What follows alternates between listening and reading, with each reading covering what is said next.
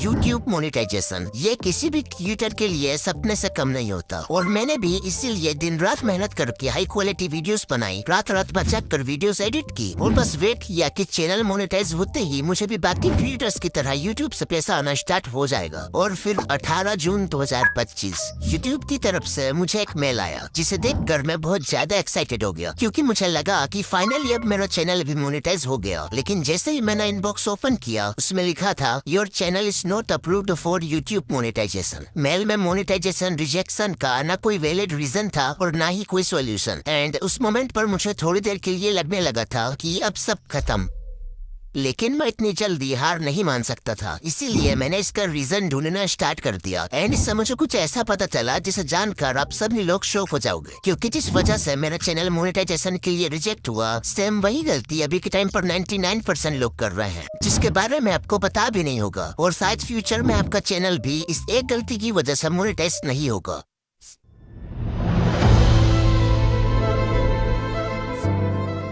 4 जून 2025 ये वो दिन है जब मैंने फाइनली चैनल मोनेटाइजेशन के लिए अप्लाई किया और एप्लीकेशन सबमिट करते ही मेरे अंदर एक अलग ही एक्साइटमेंट थी जिसे मैं बता भी नहीं सकता। और जैसे जैसे टाइम बीतता गया मेरी एक्साइटमेंट भी बढ़ती गई और देखते ही देखते 10 दिन से भी ज्यादा हो गए, लेकिन यूट्यूब की तरफ से मुझे कोई अपडेट नहीं मिला। एंड अब मेरे पास इंतजार करने के अलावा कोई और ऑप्शन भी नहीं था। और फिर 18 जून 2025 लगभग 2 हफ्ते बाद 4 बजे के आसपास जब मैंने ईमेल ओपन किया तो इनबॉक्स में एक ईमेल पड़ा हुआ था और जैसे ही मैंने उसे ओपन किया उसमें लिखा था your channel is not approved for YouTube monetization. YouTube ने मोनेटाइजेशन रिजेक्शन का कोई रीजन ही नहीं दिया। मुझे समझ ही नहीं आ रहा था कि आखिर मुझसे ऐसी कौन सी गलती हो गई जिसकी वजह से यूट्यूब ने मेरा मोनेटाइजेशन डायरेक्ट रिजेक्ट कर दिया। लेकिन मेल में लिखा था कि अभी भी मेरे पास रीअप्लाई करने का ऑप्शन है, मतलब अगर मैं सारी गलतियों को ढूंढ कर उन्हें सही कर लूँ तो अभी भी मेरा चैनल मोनेटाइज हो सकता है। सो मैंने बिना टाइम वेस्ट किए सबसे पहले यूट्यूब की कम्युनिटी गाइडलाइंस को अच्छी तरह से समझना स्टार्ट कर दिया। देन अपने चैनल की सारे वीडियोस को अच्छे से एनालाइज किया एंड फाइनली मुझे इसका रीजन पता चल गया जो कि काफी ज्यादा शॉकिंग था। और हो सकता है कि अभी के टाइम पर तुम भी सेम यही मिस्टेक कर रहे हो जिसकी वजह से तुम्हारा चैनल भी मोनेटाइज नहीं होगा।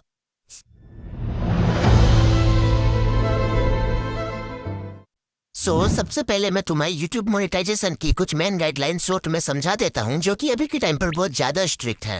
इसमें सबसे पहला रूल है ओरिजिनल कंटेंट। इसका मतलब ये है कि वीडियो तुम्हारा खुद का होना चाहिए, अपनी वॉइस, फेस या तुम्हारी यूनिक वीडियो एडिटिंग स्टाइल होनी चाहिए। अगर तुम किसी दूसरे का वीडियो उठाकर उसमें थोड़े बहुत चेंजेस करके उसे अपलोड करोगे तो वो मोनेटाइज नहीं होगा जब तक तुम उसमें कोई क्रिएटिव इनपुट एड ना करो।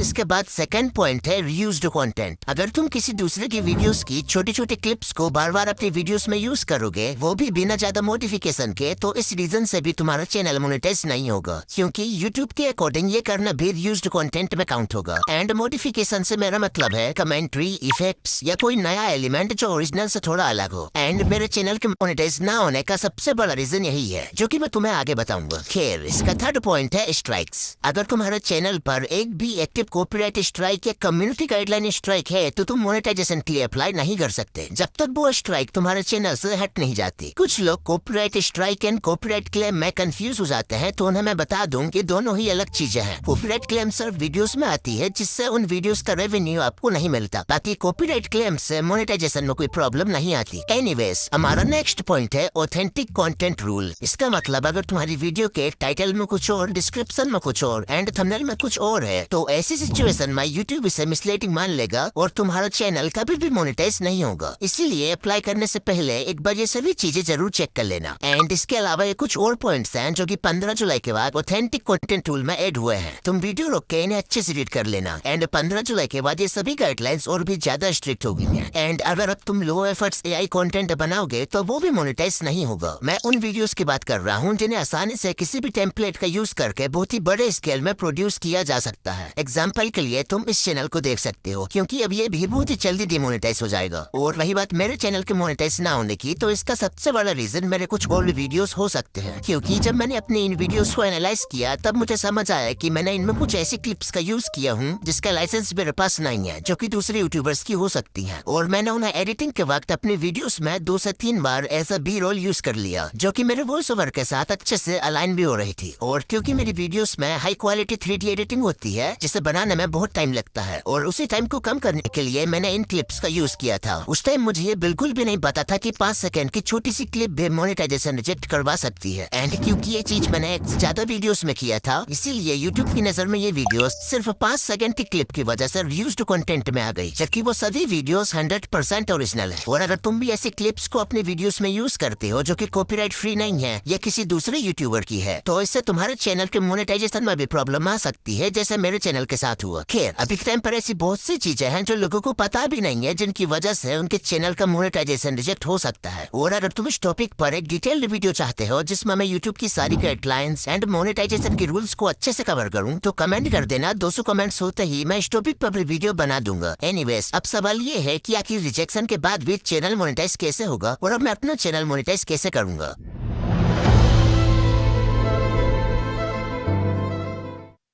मोनेटाइजेशन रिजेक्शन का मतलब ये नहीं कि तुम्हारा चैनल खत्म हो गया। रिजेक्शन सिर्फ एक फिल्टर है और यूट्यूब चाहता है कि इसमें सिर्फ जेन्युइन क्रिएटर से पास हो। इसीलिए मैंने भी अपना कमबैक प्लान बना लिया है। और अगर तुम भी ऐसी सेम सिचुएशन में हो तो इन स्टेप्स को फॉलो करके अपना चैनल मोनेटाइज करवा सकते हो। सो स्टेप 1 में हमें अपने चैनल से सारी रिस्की वीडियोस को रिमूव करना है जिनकी वजह से चैनल मोनेटाइजेशन में प्रॉब्लम आ सकती है। स्टेप 2 में हमें 100% ओरिजिनल कंटेंट में फोकस करना है। हालांकि मेरी सारी वीडियोस ओरिजिनल ही होती हैं, लेकिन मैंने जो गलती पास्ट में सिर्फ टाइम सेव करने के लिए किया था, अब हमें वैसी गलतियों को अवॉइड करना है। स्टेप 3 में मैं क्वालिटी के साथ साथ कंसिस्टेंसी को भी प्रायोरिटी दूंगा, क्योंकि अगर अभी तुम मेरा चैनल देखोगे तो एक वीडियो अपलोड करने में एवरेज 40 दिन का गैप है, जिसे रिड्यूस करके 15 से 20 दिन करना है। और अब मैं ट्राई करूंगा कि एक महीने में कम से कम 3 से 4 वीडियोस अपलोड करूं। एंड स्टेप 4 में हमें ऑडियंस को और भी ज्यादा वैल्यूएबल कंटेंट प्रोवाइड करना है जो कि यूनिक एंड हेल्पफुल हो। सो अगर तुम्हारे भी चैनल का मोनेटाइजेशन रिजेक्ट हुआ है तो डिमोटिवेट होने की बजाय अपनी गलतियों को सुधार कर अपने कंटेंट को इम्प्रूव करो। तुम्हारा कमबैक अपने आप हो जाएगा। और अगर तुम्हें ये वीडियो पसंद आई है तो तुम नेक्स्ट इसे देखना, क्योंकि इसमें मैंने बहुत ही खतरनाक चैलेंज किया। मैं तुम्हें वहीं मिलूंगा। बाय।